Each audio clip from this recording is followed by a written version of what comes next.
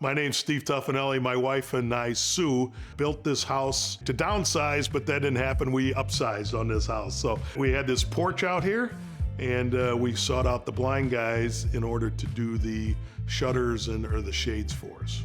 The problem we were trying to solve with the shades is we got an awful lot of sun on that side. Plus, when the storms came, it was raining inside the patio.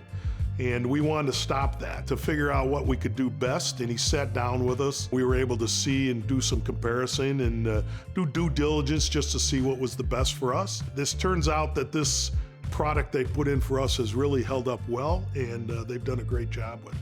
Picking the Blind Guyz, for me, it's turned out a good decision because they stand behind their product. The weather caused a problem, but they came out and stood behind their product and fixed it right away for us. So I couldn't be more happier than the way they've treated me. James and his team came out. James did a great job for us, explained exactly what he was going to do. It's been working great ever since. We haven't had a problem.